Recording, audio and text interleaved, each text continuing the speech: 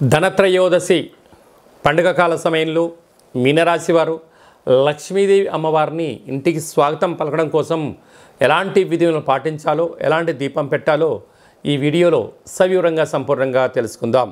మీనరాశిలో ఏ నక్షత్రాలు వస్తాయనగా పూర్వాభాద్ర నక్షత్రంలోని చివరి పాదం 4వ పాదము, ఉత్తరాభాద్ర నక్షత్రంలోని 4 పాదాలు, రేవతి నక్షత్రంలోని 4 పాదాలు కలిపితే మీనరాశి. చాలామందికి డేటా ఆఫ్ బర్త్లో లేనటువంటి వారందరూ కూడా పేరు యొక్క మొదటి అక్షరాన్ని అనుసరిస్తూ ఆ రాశిని తెలుసుకునే ప్రయత్నం చేద్దాం. ది, దుమ్, షం, జా, ధ, దే, దో, చా, చి అక్షరాల వారందరూ కూడా మీనరాశి జాతకులే. మీనరాశి యొక్క అధిపతి దేవగురు బృహస్పతి.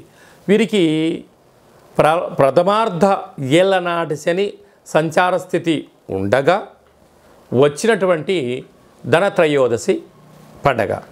రాశిలోనే రాహు సంచార స్థితి, తృతీయంలో దేవగురు బృహస్పతి సంచార స్థితి, అర్ధాష్టమ కుజుడు, సప్తమ స్థానంలో కేతువు, అష్టమ స్థానంలో బుధాదిత్య రాజయోగం, రవి బుధుడు కలిసి సంచారం చేయడం, భాగ్యస్థానంలో శుక్రుడు సంచారం చేయడం, వ్యయంలో శని భగవానుడు ఉన్నప్పుడు లక్ష్మీదేవిని ఎలా పూజ చేసి ఆహ్వానం పలకాలి అన్నట్లయితే పూజా మందిరంలో పసుపు రంగు కలిగినటువంటి లేదంటే ఎర్రటి గుమ్మడికాయను సగభాగాన్ని కట్ చేసి కూష్మాండ దీపాన్ని పెట్టడం, సింహద్వారం బయట శనగపప్పుతో కూడుకున్నటువంటి పిండిని ఏర్పాటు చేసి నువ్వుల నూనెను, కొబ్బరి నూనెను, వేరుశనగ నూనెను 3 నూనెలను కలిపి దీపాన్ని పెట్టడం వలన ఏళ్లనాటి శని, అష్టమంలో ఉండబడినటువంటి బుధాదిత్య రాజయోగ దోషము, వ్యయంలో శని దోషాలు తొలగిపోయి మనశ్శాంతి,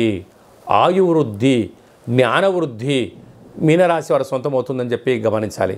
కనుక వీలైనంత వరకు పూర్ణిమ తిథి యందున, అష్టమి తిథి యందున, మీ జన్మ నక్షత్రం రోజున దూరావాయు జల ప్రయాణాలు పెట్టుకోవద్దు, అప్పులు ఇవ్వద్దు, అప్పులు తెచ్చుకోవద్దు, వివాదాలకు దూరంగా ఉండండి, మౌనంగా ఉండండి, ఆధ్యాత్మికమైనటువంటి కీర్తనలు భజనలలో పాల్గొనండి, మనశ్శాంతికి దగ్గర అయ్యే ప్రయత్నం చేయండి.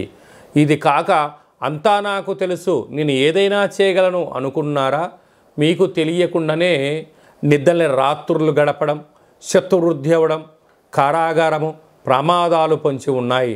తస్మాత్ జాగ్రత్త. అలాగే చలనచిత్ర రంగంలో పనిచేసేటువంటి వారు, సినిమా రంగాల్లో ఉండబడినటువంటి వారు, యూట్యూబ్, వాట్సాప్, ఫేస్బుక్లో పనిచేసేటువంటి వారు, జర్నలిస్టులు, సంగీత విద్వాంసులు, నటీనటు మణులకు మంచి అవకాశాలు రాబోతున్నాయని చెప్పి గమనించాలి.